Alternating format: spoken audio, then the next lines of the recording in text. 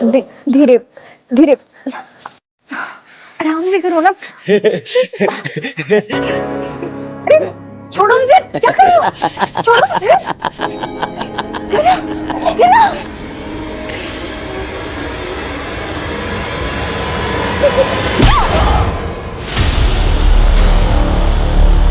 साले चले साले, अरे बहुत चर्बी चढ़ी जाएगा मुझे। मारो साले को, मारो मारो। सुन, अब यहाँ आया ना तू, तो तुझे काट काट के ना कुत्ते को खिला देंगे।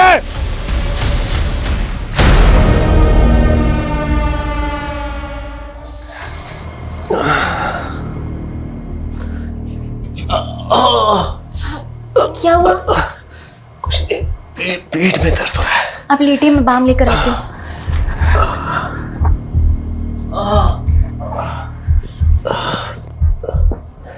कितनी बार कहा है कि भारी सामान मत उठाया कीजिए। वर्कर लोग काहे के लिए रखे हैं? ज्यादा प्रॉब्लम हो गई और 10 दिन घर पे बैठना पड़ गया ना, तब पता चलेगा आपको। समझाइए अपने पापा को, क्योंकि इनसे ज्यादा समझदार तो आप हैं। थोड़ा आराम मिला? हाँ, आराम तो तुम्हारे हाथ लगाते ही मिल जाता है। अच्छा, तो एक काम करते हैं, एक क्लिनिक खोल लेते हैं। पेशेंट्स आएंगे, हम बस टच करेंगे और फीस ले लेंगे। खूब कमाई होगी और फिर हम उससे अपना एक नया बंगला ले लेंगे। सुनो, जितना टच करना है ना हमको कर लो, ठीक है? किसी और को किया ना बहुत बुरा होगा। तुम तो एक पर्सनल डॉक्टर हो ना। अच्छा। हाँ, और रही बंगले की बात, तो तुम्हारे लिए ना माल खरीदेंगे। अब पूछो माल का नाम क्या रखेंगे? क्या? रज्जी महल। सच्ची में? बातें बनाना तो कोई आपसे सीखे। अरे तुम भी तो सीख लो जरा। छोड़िए ना, बच्चे तीनों जगे हुए हैं, क्या कर रहे हैं? चौथे को भी जगने दो।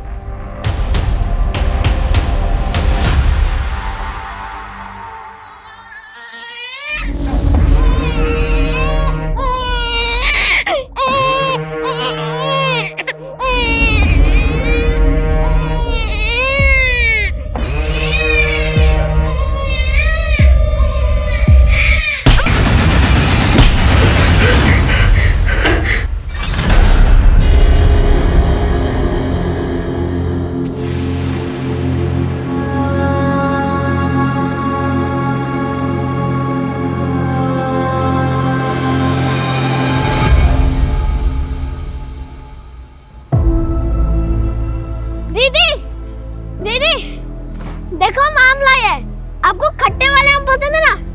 कहाँ से लाए हो? चोर! चोर! रुक! रुक! कहाँ भाग के जाएगा? हाँ? छोड़ मेरे भाई को! चोर! मेरे मकान से आम चुराएगा?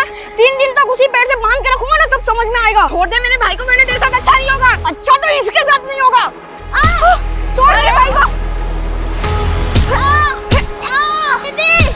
क्या रे, मेरे मकान से आम चुराएगा?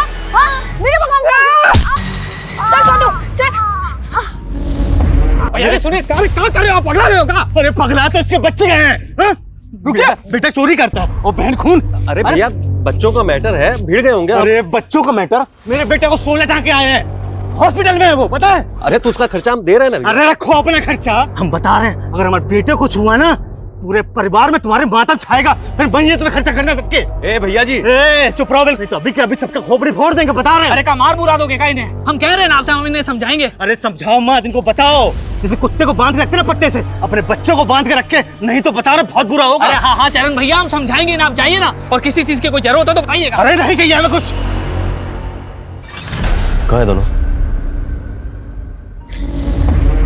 आई एम सॉरी दीदी। तुम तो ए तनु बेटा, क्या हो गया? एक समय ऐसा था कि तुमको गुस्सा ही नहीं आता था, बात बात में भड़क जाती हो। क्या बात हो गया ऐसा? ताऊ जी, वो हमने ही आम चुराया था और कृष भैया हमको मारने लगे। फिर दीदी को गुस्सा आया और बेटा, और तुमने उसका सिर फोड़ दिया? तो बेटा क्या किया तुमने ये? हैं? तो क्या करते हम ताऊ जी? चुपचाप छोटू को मार खाने देते? अरे आम चुराता तो वापस छीन लेता, और ये जब देखो तो हमसे चिपके रहता है। ताऊ जी, हमारा दिमाग ऐसे ही खराब था। किस बात पे दिमाग खराब हो गया तुम्हारा? कोई तुमको तंग किया? कोई बात हुआ?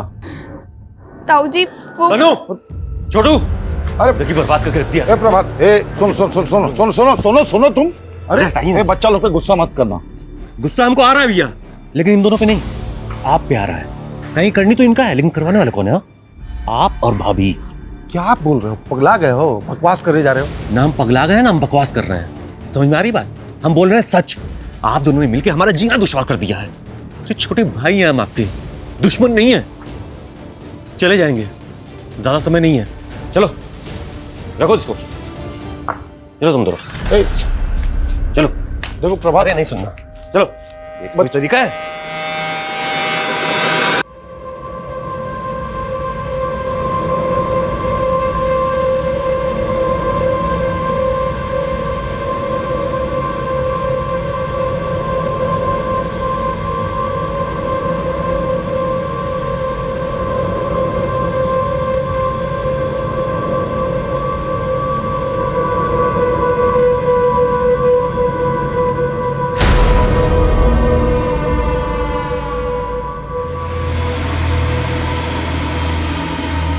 छोड़ो मुझे जाने दो, छोड़ो छोड़ो छोड़ो छोड़ो मुझे, छोड़ो।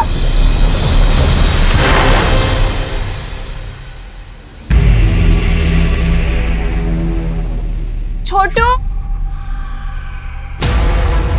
छोटू, छोटू।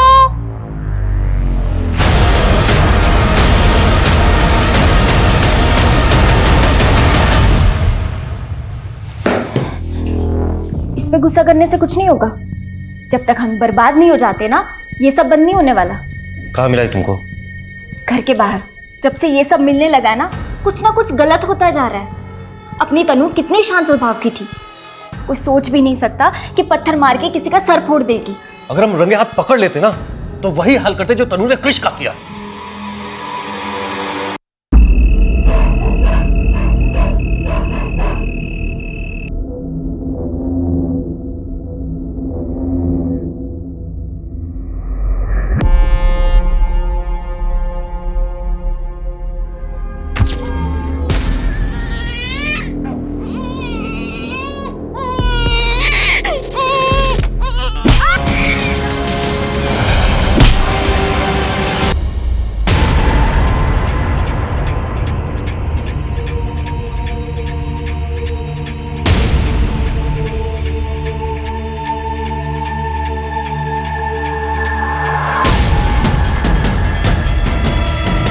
माय गॉड सर, ये पूरे क्राइम सीन को सील कर दो। फॉरेंसिक टीम को बुलाओ, मुझे पूरी की पूरी डिटेल चाहिए। आपके रिश्तेदार थी वो? हाँ सर, हमारे छोटे भाई की पत्नी सर। लगता है उनको किसी ने नींद में ही मार दिया है, और उस बच्चे को भी। लेकिन अभी कल ही तो प्रभात भैया घर आए थे। आप? हाँ हमारी पत्नी है सर। सर हमको अपने भाई प्रभात का और दो छोटा बच्चे का चिंता हो रहा है सर। वो पता नहीं कहाँ गया। आप कुछ कह रही थी कि प्रभात कल रात को घर आया था? हाँ हाँ सर। क्यों? सर वो लोग यहाँ से शिफ्ट होकर जमशेदपुर जाने वाले थे, बस आखिरी बार इसलिए मिलने आया था सर वो। शर्म आनी चाहिए आपको भैया, कितनी नीच सोच है आपकी। हम आपका करनी पकड़ लिए तो हम नीच हो गए। ए प्रभात, अपना भाभी से इज्जत से बात करो, समझे? इज्जत पाने के लिए ना, इज्जत पाने लायक काम भी करना पड़ता है। गिनना आती है आप लोगों से। खैर जा रहे हैं शहर छोड़ के कल, जो करते मेरे करिए। तो उसके बाद आप लोगों की कोई बात नहीं हुई? नहीं सर। लेकिन सर प्रभात भैया और दोनों बच्चे हैं कहाँ? आप फिक्र मत करिए, उन्हें ढूंढ रहे हैं। इनके स्टेटमेंट्स ले लो।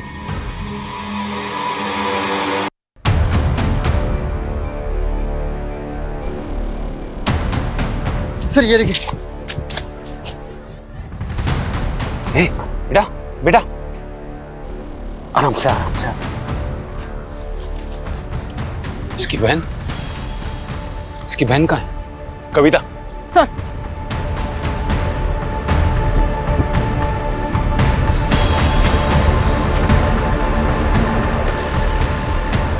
सर यहाँ देखिए।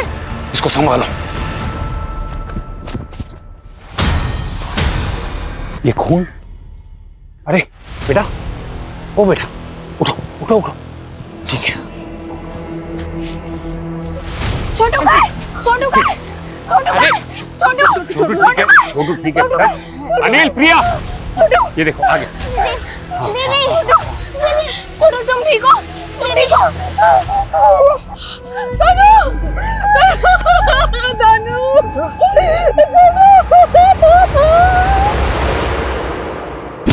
लगता है सर इसको फॉरेंसिक के हवाले कर दो, शायद कुछ मिल जाए। Right sir. अनिल, कुछ और मिला? नहीं सर, घर में कहीं भी हाथापाई के कोई निशान नहीं है। बैग के और लगेज भी वहीं का वहीं है। ऐसा लगता नहीं कि कुछ भी चोरी हुआ है। इसका मतलब है जिसने भी मारा है वो मारने के इरादे से ही आया था। मकसद चोरी नहीं बल्कि इनका मर्डर ही था। Right sir. मनीष, उस लड़की ने जरूर कुछ न कुछ देखा है। उसके चेहरे पर, उसके कपड़ों। सवाल ये उठता है कि वो घर के बाहर पीछे वाले जंगल में कैसे पहुंचे, और उससे भी अहम सवाल ये है कि उनका बाप कहाँ है। सर कहीं ऐसा तो नहीं ये सब कुछ उनके बाप नहीं? इस वक्त कुछ भी रूल आउट नहीं कर सकते। सर यकीनन लड़की के स्टेटमेंट से बहुत कुछ पता चल सकता है, लेकिन वो काफी सदमे में है। अभी उससे कुछ भी पूछना सही नहीं होगा। कविता, उन दोनों बच्चों को मेडिकल एग्जामिनेशन के लिए भेजो। Yes sir.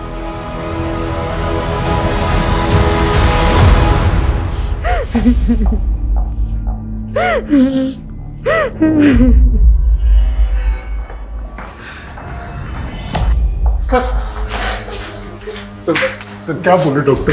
वैसे दोनों बच्चे अभी ठीक हैं, शारीरिक रूप से उन्हें कोई चोट नहीं पहुंची है, लेकिन क्या? तन्नू के दिमाग पर असर पड़ा है, शायद उसने कुछ देखा है, लेकिन क्या, ये वही बता सकती है। बेटा देखो, तुम्हें कोई कुछ नहीं करेगा, तुम बस बता दो कि तुमने क्या देखा। घर में कोई आया था?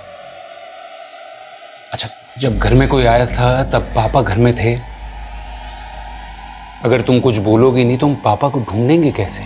याद करो, कोशिश करो बेटा, जब कोई आया था तब तुम सो रही थी या जाग रही थी?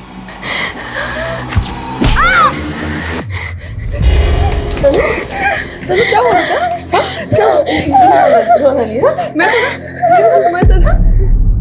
इसमें तो कोई शक नहीं है कि जब मर्डर हुआ तब तनु वहीं पर थी, क्योंकि तनु जब हमें जंगल में मिली तब उसके चेहरे पर और कपड़ों पर खून के छींटे थे। तनु और उसका छोटा भाई दोनों उसी कमरे में थे, पर किलर ने उनको नहीं मारा। मेरा मतलब सर, दो चश्मदीद गवाहों को जिंदा छोड़ दिया। या तो किलर उनको जानता होगा और वो उनसे इतना प्यार करता होगा कि वो उन्हें मारना नहीं चाहता होगा, यानी कि उनका बाप था। या फिर किलर ने उनको देखा ही नहीं होगा और तनु ने समझदारी दिखाई और वो अपने भाई को लेकर वहां से चुपचाप भाग गई। सर तनु ने अपनी माँ और अपने नन्हे भाई को अपनी आंखों के और इतनी प्रेजेंस ऑफ माइंड दिखाई कि वो अपने नन्हे से भाई को वहां से चुपचाप लेकर निकल जाए और किलर को पता भी ना चले। ये बात समझ में नहीं आया। सर प्रभात और रज्जी का फोन मिला है घर पे। हमने दोनों फोन फॉरेंसिक और साइबर वालों को दे दिए। तनु के लिए काउंसलर का इंतजाम हो गया? यस सर, कल से सेशन स्टार्ट हो जाएगा। छोटू ले बेटा, दूध पी ले। नहीं, छोड़ो। क्या दे रहे तुम मेरे भाई को? क्या हुआ तुमको? क्या हुआ? क्या हुआ बेटा? हाँ? धर्म? पता नहीं, मैं तो दूध लेके आया था छोटू के लिए जो आपने मुझे दिया था, इतने में तनु ने मेरे हाथ से छीन लिया। बेटा ये तुम्हारे मामा है ना? हाँ क्या हो? वो ताई जी, हमें छोटू को दूध पिलाना था। ठीक है पिला। अरे छोटू दूध पी ले। मैंने क्या किया है? इसी का दिमाग खराब हो।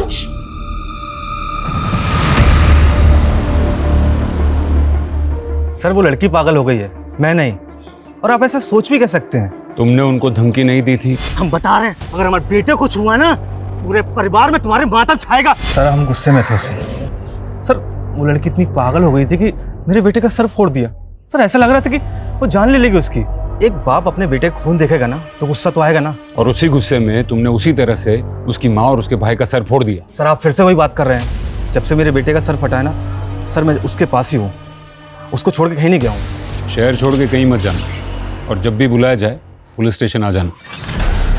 सर प्रभात एक ग्रोसरी शॉप चलाता था मार्केट एरिया में, आमदनी ठीक ठाक थी। उसको आखिरी बार सुबोध के घर से निकलते देखा गया था। ये प्रभात और सुबोध के बीच में बनती थी? कुछ टाइम पहले तक दोनों फैमिली साथ में रहती, फिर रज्जी ने एक बच्चे को जन्म दिया। फैमिली बढ़ गई तो प्रभात अपनी पत्नी के साथ किसी अलग जगह पे शिफ्ट हो गया। तो पैसों का या पुश्तैनी जायदाद का कोई बंटवारा? नहीं सर, किसी पुश्तैनी जायदाद का कोई बंटवारा नहीं। सुबोध राजकीय विद्यालय में टीचिंग करता है और प्रभात के दोनों बच्चे उसी स्कूल में पढ़ते हैं। और दोनों की पत्नियां? रज्जी हाउसवाइफ थी सर, सबका कहना है कि वो अपने पति से बहुत प्यार करती थी और सुबोध की पत्नी करुणा आयुर्वेदिक नुस्खे बेचती है और बनाती है, मोस्टली शौकिया तौर पर। दोनों के आपस में कोई अनबन नहीं थी। कुछ समझ में नहीं आ रहा है। सिर्फ चरण है जिसके पास ये मर्डर्स का मोटिव है, लेकिन उसका रिकॉर्ड भी एकदम क्लियर है, वो घर में ही था। जब तक ये प्रभात नहीं मिल जाता या फिर तनु कुछ बोलती नहीं, तब तक हम अंधेरे में रहेंगे। ये हो गई तुम्हारे लिए दवाई तैयार। लो लो, पियो पियो पियो पियो पियो पियो पियो, शाबाश। लो और पियो। ये इसे नहीं, तुझे पीना चाहिए। अरे अमन, तू कब आया? जब तू अपनी बेचारी का रोना रो रहा था। मैं कोई रोना नहीं रो रहा हूं, मैं अपनी जिंदगी में बहुत खुश हूं, अपनी खुशबू के साथ। देख रहा हूं मैं कितना खुश है तू। शादी करके घर बसाना चाहता था, सुंदर सुशील पत्नी चाहिए थी तुझे, और ससुराल वालों ने पकड़ा दिया ये डैमेज पीस। ए, तमीज में रहो, समझे? मेरे तमीज में रहने से क्या तेरी किस्मत बदल जाएगी? मुझे देख, नो रिस्पॉन्सिबिलिटी, नो बंदिश। सुबह से लेकर शाम तक ऐश करता हूँ और रात को डबल ऐश करता हूँ। देख अमन, जब तक तुझे बर्दाश्त कर रहा हूँ, किसी दिन मेरा दिमाग घूम गया ना। तुम में से अमन कौन है? जी मैं हूँ। क्या हुआ? तुमसे कुछ बात करनी है। मैम, एक भी महीना ऐसा नहीं था कभी मेरी तनख्वाह देरी हुई हो। अच्छे इंसान थे। मतलब हैं, अच्छे इंसान हैं। उनकी किसी से कोई दुश्मनी थी? सवाल ही पैदा नहीं होता मैडम। उसकी वाइफ को कितने अच्छे से जानते हो तुम? मैं मिला हूँ, 3-4 बार उनसे मिला हूँ। प्रभात भाई अपनी बीवी से बहुत प्यार करते थे। मेरे घर पे देना है। तुम्हारी भाभी का जन्मदिन है ना, उसके लिए साड़ी है। उसको तोहफा देने के बाद उसके चेहरे पे जो खुशी होती है ना, उसको देखने का मजा ही कुछ और है अमन बाबू। ठीक है, जरूरत पड़ेगी तो थाने बुलाएंगे। ठीक है।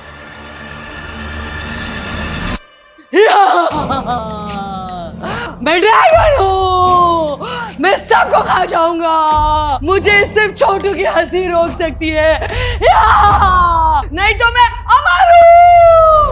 और जैसे जैसे छोटू की हंसी बढ़ती जाएगी, वैसे वैसे मेरी शक्ति कम हो जाएगी।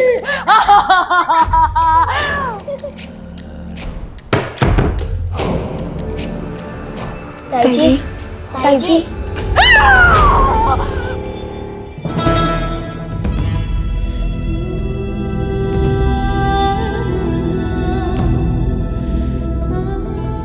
सुबोध जी, लगता है आपकी वाइफ इन बच्चों से बहुत प्यार करती है। हाँ सर, करुणा के अलावा इन बच्चा लोग को इतना जल्दी कोई भी ठीक नहीं कर सकता था। इसका जान बसता था बच्चों में। और प्रभात की? मेरा मतलब है प्रभात भी इन बच्चों से उतना ही प्यार करता था। सर, जितना आप करुणा का प्यार देख रहे हैं ना, उससे कहीं ज्यादा। प्रभात का पूरा जिंदगी बच्चा लोग और रज्जी के इर्द गिर्द घूमता है सर। अगर ऐसा है तो फिर ये प्रभात गायब कहाँ हो गया? हम जान रहे हैं सर आप क्या बोलना चाहते हैं, लेकिन हम पूरा विश्वास के साथ कह रहे हैं कि जो कुछ हुआ है ना, इसमें प्रभात का कोई हाथ हो ही नहीं सकता है सर। या तो प्रभात खुद ही कोई मुसीबत में फंस गया है, या वो रज्जी के पास। सर, रज्जी के फोन से कुछ मीडिया डिलीट किया गया था, उसे रिट्रीव किया जा रहा है। रज्जी और प्रभात के कॉल रिकॉर्ड्स भी आ गए हैं। इनको ना तो किसी अननोन नंबर से कॉल आया था, ना ही इन्होंने किसी को कॉल किया है। इनफैक्ट सिर्फ 2 कॉल्स प्रभात को दुकान से आए थे, बाकी सारी कॉल्स उनके आपस में ही है। सर पोस्टमार्टम रिपोर्ट आ गई है। तनु के कपड़े पे जो खून के छींटे, सर वो रज्जी के खून के छींटे थे। इसका मतलब है जब मर्डर हुआ तब तनु 100% वहीं थी। और सर पोस्टमार्टम रिपोर्ट में वही आया जैसा हमने सोचा था। सर क्राइम सीन पे जो पत्थर मिला था, सर मर्डर उसी पत्थर से किया गया है, लेकिन सर कोई फिंगरप्रिंट या फिर डीएनए रिट्रीव नहीं हो पाया। सर रज्जी पे 4 से 5 बार उस पत्थर से वार किया गया है और बच्चे पे 1 बार। इसका मतलब है मारने वाले के दिमाग में बहुत ज्यादा नफरत भरी हुई थी। सर इसी वजह से पत्थर पे इतना ज्यादा खून था कि कोई फिंगरप्रिंट नहीं मिल पाया। और कुछ अनयूजुअल? यस सर, रज्जी के साथ रेप भी हुआ था, लेकिन उसके मरने के बाद। व्हाट? लाश के साथ रेप? मतलब नेक्रोफिलिया? मतलब ये बंदा मुर्दों के साथ सेक्स करता था। बच्चों के लिए काउंसलर आ रहे हैं ना? Yes sir. देखो बेटा, हम जानते हैं कि आप बहुत दुखी हो, लेकिन उस किलर ने आपके छोटे भाई गोलू को बहुत चोट पहुंचाई है ना, और आपकी माँ को भी ना। बेटा, उस आदमी ने जब आपके छोटे भाई को और आपकी माँ को मारा, तब आप वहीं थी ना? क्या हुआ था वहां? आपने उस आदमी की शक्ल देखी थी ना?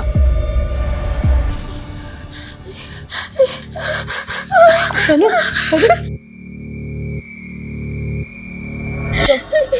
प्लीज, अभी तनु बहुत डरी हुई है, हम बाद में पूछताछ करेंगे।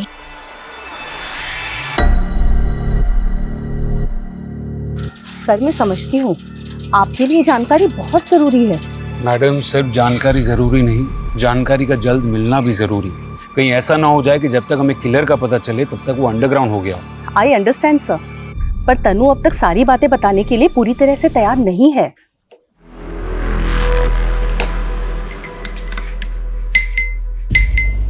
ताई जी, आप ये दूध में क्या मिला रही हैं? बेटा, ये जड़ी बूटी है ताकि तुम दोनों को अच्छे से नींद आए और खासकर तुम्हें बुरे सपने ना आए। ताई जी, हमको बहुत डर लगता है। इसीलिए तो दवाई दे रही हूँ, सारा डर खत्म हो जाएगा। अब चलो चलो बेटो, यहाँ पे चलो। गुड गर्ल, ये लो, और पूरा खत्म करना है, ठीक है ना? पियो पियो पियो। Good boy.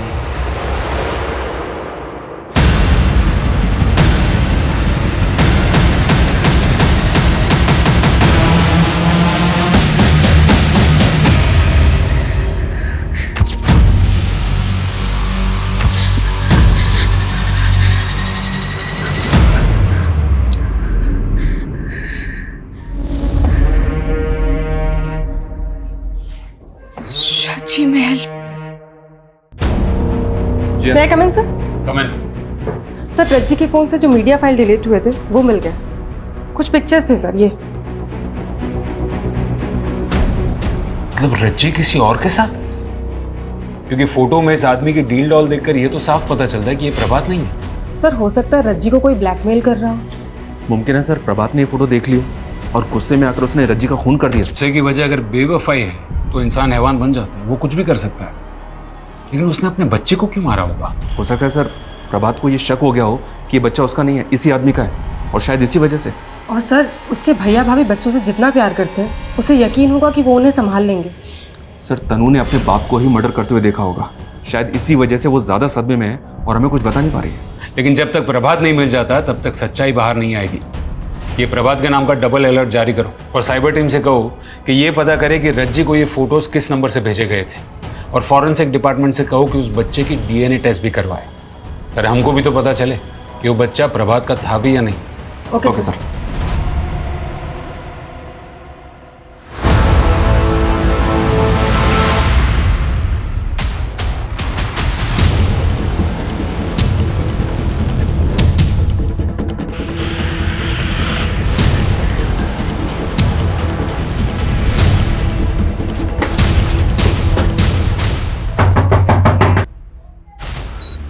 अमन कहाँ है? समीर कौन है? चल अरे अरे सर, मैंने क्या किया सर? अभी थोड़ी देर में तो खुद बताएगा कि तूने क्या किया है। सर, पर हुआ क्या है? सर सर सर ठीक है, तूने रज्जी को फोटो भेजे थे ना? सर, मैंने नहीं भेजे, हो सकता है मेरे फोन से किसी और ने भेज दिया। तूने रज्जी को फोटो भेजे थे कि नहीं? सर, मैंने भेजे थे, मैंने भेजे थे।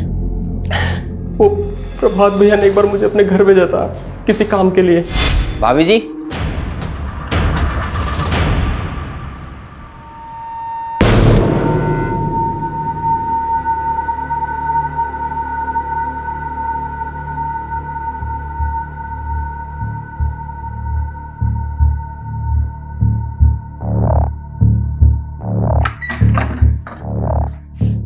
अमन भैया, आप कब आए? अभी कुछ देर पहले, जब आप अपने कपड़े पहन रही थी। ये क्या बकवास कर रहे हैं आप? विश्वास नहीं होता आपको? हाँ, ये देखिए, अच्छी है ना वीडियो? डिलीट कीजिए नहीं तो।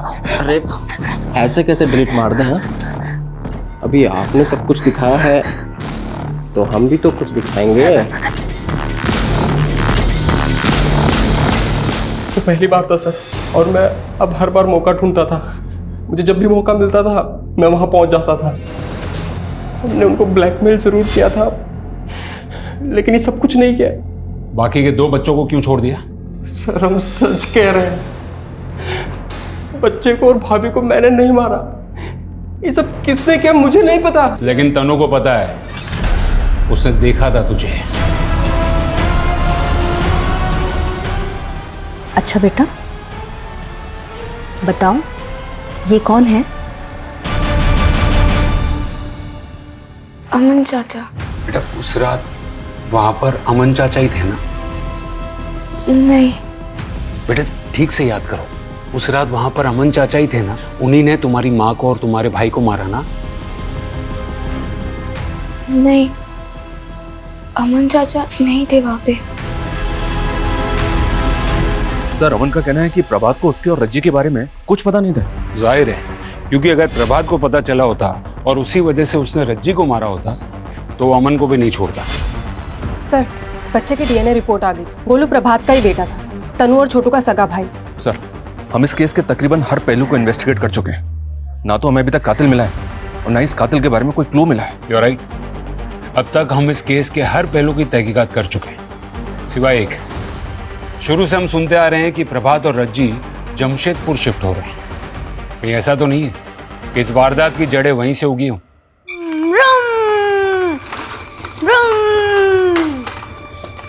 छोटू, हमको आज से बात ही नहीं करनी। हमसे गुस्सा हो तुम? देखो हमें तुम्हारी फिक्र है ना, इसलिए हम कभी कभी तुम पर गुस्सा करते हैं। कभी कभी तो आपसे डर भी लगता है। तुम्हें कुछ नहीं हो, इसलिए तो हम तुम्हें कभी अपनी आंखों से दूर होने नहीं देना चाहते ना। अच्छा सॉरी, कान पकड़ के सॉरी। मम्मी पापा तो छोड़ के चले गए, अगर आप भी ऐसा करोगे तो। सॉरी बोला ना, अब आजा जल्दी से। ये अब से हम लोग हमेशा साथ रहेंगे, खुश रहेंगे। हाँ दीदी, पर रहेंगे कहाँ? मैडम हम प्रभात को 20 सालों से जानते थे, वो बहुत अच्छा आदमी था। उनकी किसी से कोई दुश्मनी? सवाल ही नहीं उठता मैडम, लेकिन वो कहते हैं ना, घर का भेद ही लंका ढाए। क्या मतलब? मतलब उनके भैया और भाभी उनके दुश्मन बने बैठे थे। लेकिन हमें तो पता है कि भैया भाभी दोनों बच्चों से बहुत प्यार करते थे। मैडम हम कहाँ मना कर रहे हैं इस बात से, लेकिन ज़रूरत से ज़्यादा प्यार भी जहर बन जाता है। करुणा भाभी प्रभात को अपने बच्चे की तरह समझती थी, रज्जी को भी फूलों की तरह रखती थी करुणा भाभी। लेकिन फिर तन्नू के जन्म के बाद करुणा भाभी ने बच्चे की सारी जिम्मेदारी अपने सर पर ले ली। कभी कभी तो यही समझ नहीं आता था कि बच्चे की माँ रज्जी है या फिर करुणा भाभी। बस यही बात रज्जी को खलने लग गई। हमें पता है कि जब प्रभात ने अलग होने की बात की थी तो दोनों भाइयों में काफ़ी कहासुनी हुई थी। जी बिल्कुल मैडम, करुणा भाभी की तबीयत फिर बिगड़ने लग गई, उन्हें दौरे से पड़ने लग गए। सुबोध भैया ने उनका इलाज कहाँ कहाँ नहीं करवाया। लेकिन फिर दोनों भाइयों के बीच में एक समझौता हुआ कि करुणा भाभी कभी कभी बच्चों से मिलती रहेगी। थोड़ा समय लगा, लेकिन करुणा भाभी ने इस समझौते को स्वीकार लिया। सर जमशेदपुर से कोई खास खबर नहीं है, सिर्फ इतना पता चला है कि प्रभात ने वहाँ पे घर किराए पे लिया था जहाँ वो शिफ्ट होने वाला था। हाउस ओनर नेबर से भी बात की पर कुछ अनयूजुअल मिला नहीं। लेकिन एक बात तो साफ है कि यहाँ करुणा और सुबोध ये बिल्कुल भी नहीं चाहते थे कि प्रभात और उसका परिवार शहर छोड़ के जाएं। करुणा जी, सुना है वो अपनी ममता में इतनी बेकाबू हो गई थी कि प्रभात और उसका परिवार शहर छोड़कर न जाए, इसलिए आपने टोने टोटके का सहारा लेना शुरू कर दिया था।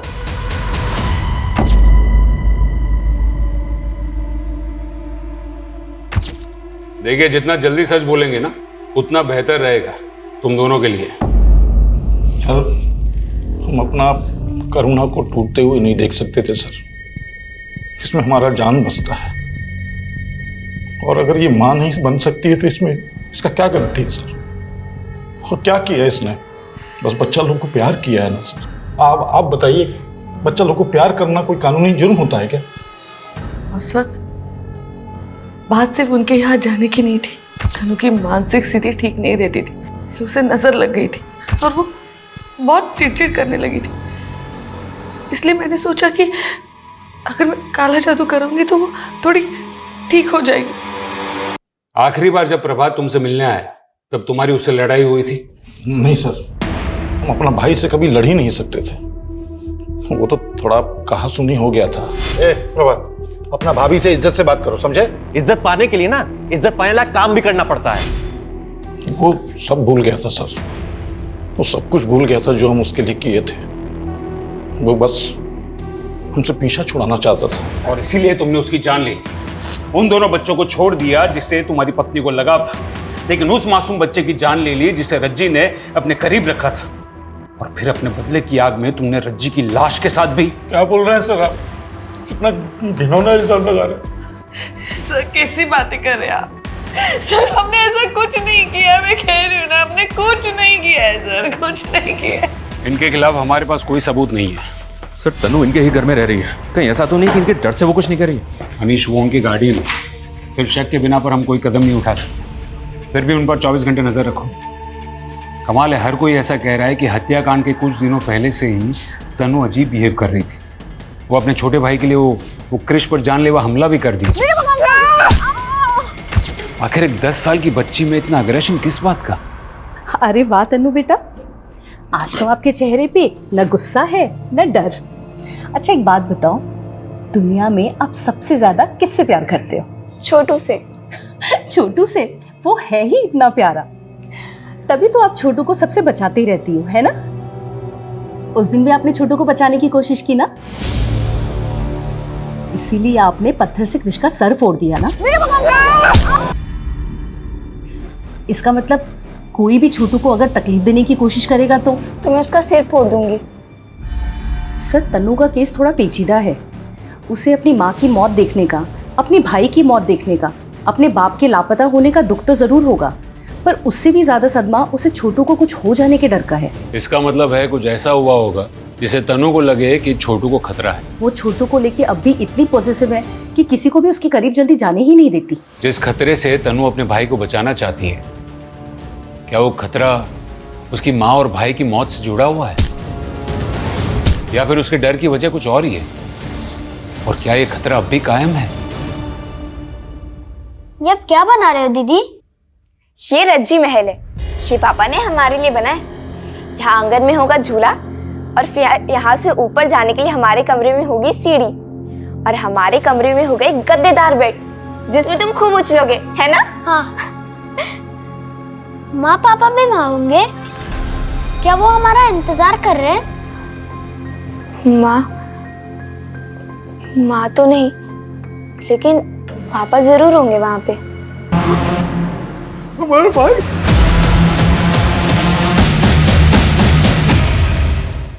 सब प्रभात की मौत हुई 12 दिन पहले, और उसकी डेड बॉडी मिली है अभी 2 दिन पहले। पोस्टमार्टम में मौत की वजह? सर पे चोट।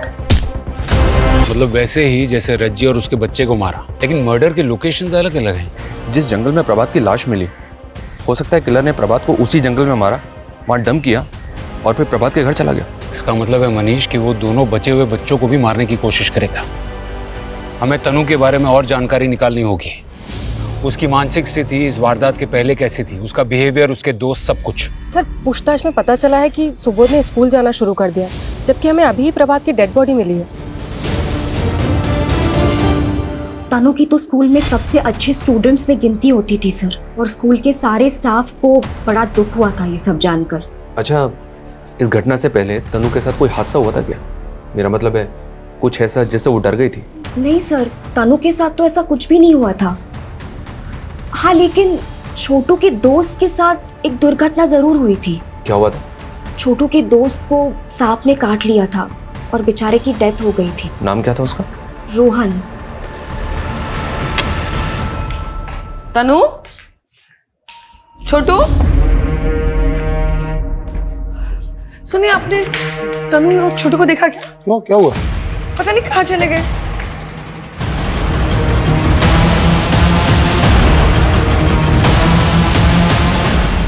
स्कूल स्टाफ का कहना है सर कि छोटू के फ्रेंड रोहन की मौत सांप के काटने से हुई थी, जबकि रोहन के नेबर्स का तो कुछ और ही कहना है। क्या मतलब? उनका कहना है कि रोहन ने पॉइजन खा के आत्महत्या कर ली थी। क्या?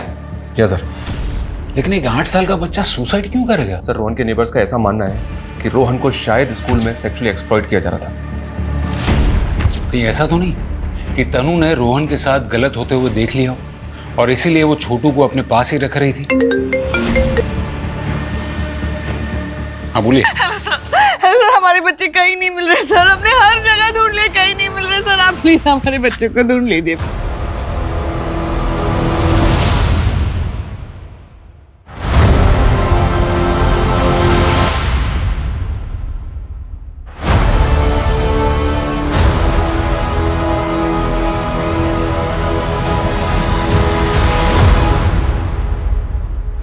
मॉलेस्टेशन? सर मैं यकीन के साथ तो नहीं कह सकती, लेकिन एक आदमी को देखा गया है स्कूल में जो अक्सर बच्चों के काफी करीब रहता था।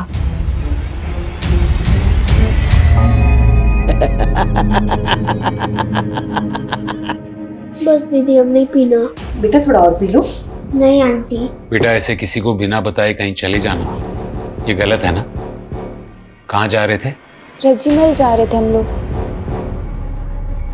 रज्जी महल? ये कहाँ है? अंकल, पापा ने जमशेदपुर में हमारे लिए घर बनाया, उसका नाम उन्होंने रज्जी महल रखा है। हम वहीं जा रहे थे ताकि मेरे छोटू को कुछ ना हो।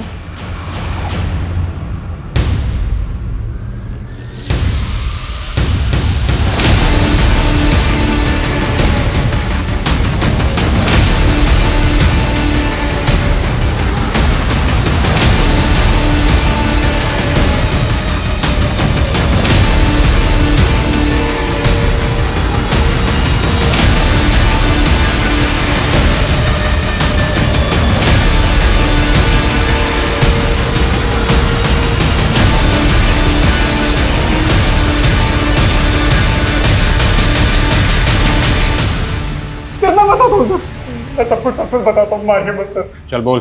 सर मैं स्कूल की कैंटीन में चीजें सप्लाई करता हूँ, बस मेरी एक ही गंदी आदत है सर, उसी में फंस जाता हूँ सर। ऐसे ही एक दिन मुझे रोहन मिल गया, फिर मौका था तो सर मैंने लेकिन फिर अचानक मैंने देखा कि तनु ने मुझे देख लिया था। और रोहन ने तो आत्महत्या कर ली, लेकिन तुझे डर था कि तन्नू कहीं तेरा राज न खोले, इसलिए सबसे पहले तूने प्रभात को मारा और फिर उसके घर गया उसके पूरे परिवार को मारने के लिए। सर मैं मानता हूँ कि मैं गंदा आदमी हूँ, पर सर मैं कातिल नहीं हूँ सर, मेरे यकीन मानिए सर। अच्छा बेटा बताओ, आपने उसका चेहरा देखा था? कौन था वो? बताओ बेटा, कौन था वो? क्या वो धर्म मामा थे या कोई और? मुझे इसी बात का डर था। तनु का दिमाग उस हादसे की याद को दबाने की कोशिश कर रहा है। हमको उसका चेहरा याद नहीं है, एकदम याद नहीं है। अगर वो कह रही है कि उसे कुछ याद नहीं, तो वो झूठ नहीं बोल रही, बल्कि उसका दिमाग उसके साथ खेल रहा है।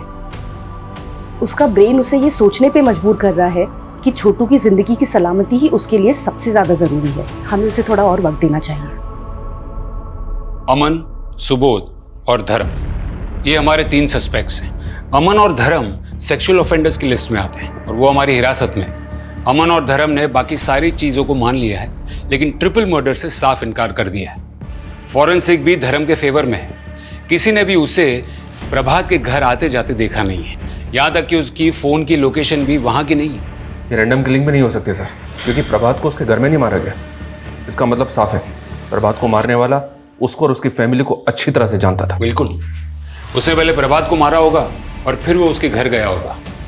रात का वक्त था, इसलिए जाहिर है सब लोग सो रहे होंगे और इसलिए वो दीवार फांदकर कुंडी तोड़कर घर में घुसा होगा। उसे कहीं विश्वास था कि तनु और छोटू कुछ नहीं बता पाएंगे, इसलिए रज्जी और छोटे बच्चे को मारने के बाद वो उन दोनों के पीछे भागा नहीं, ना ही उन्हें ढूंढने की कोशिश की, बल्कि मरी हुई रज्जी का रेप करने लगा। ये ट्रिपल मर्डर को अंजाम देने वाला घर में सिर्फ और सिर्फ अपने दिमाग के फितूर को शांत करने आया था। अपने नेटवर्क को और भी ज्यादा एक्टिवेट करो, खबरियों की मदद लो और ये जानने की कोशिश करो कि उनकी फैमिली में दूर दूर तक ऐसा कोई रिश्तेदार है जिसकी सेक्सुअल दरिंदगी की हिस्ट्री हो। Okay sir. Okay sir.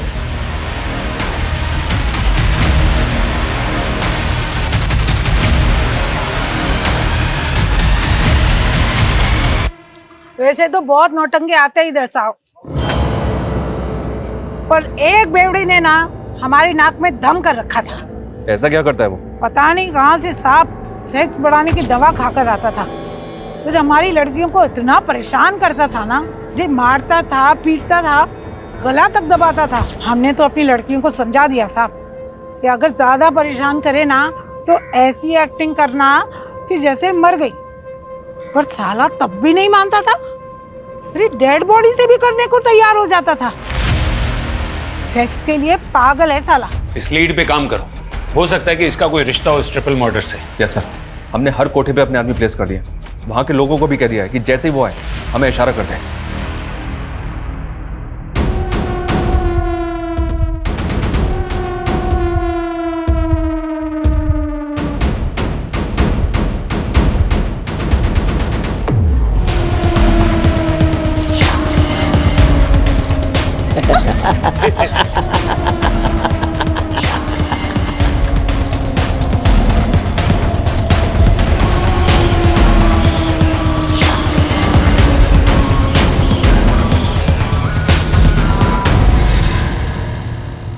Sameer Sheikh, अमन का बड़ा भाई। नहीं सर, नहीं सर, नहीं सर। चल बोल। अमन ने मुझे रज्जी के साथ वाला वीडियो दिखाया था। रज्जी बहुत सुंदर थी। मैं उसे हर हाल में पाना चाहता था, भले ही एक रात के लिए सही। लेकिन वो लोग शहर छोड़ के जाने वाले थे, तो मैंने भी उम्मीद छोड़ दी थी। फिर उस रात जब मैं अपने काम से वापस लौट रहा था, तब मैंने प्रभात को देखा। प्रभात के घर गया।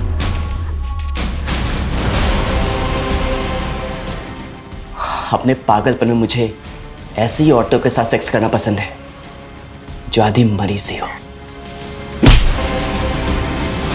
मैंने रज्जी को जान से मारने के लिए नहीं मारा था, मैंने तो बस इसलिए मारा था ताकि वो बेहोश हो जाए और मुझे पहचान न सके। लेकिन वो तो मर गई, और वो बच्चा, उसकी आवाज मेरे कान में चुभ रही थी।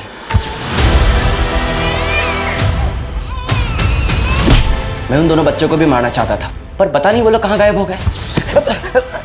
इतनी हैवानियत, इतनी दरिंदगी।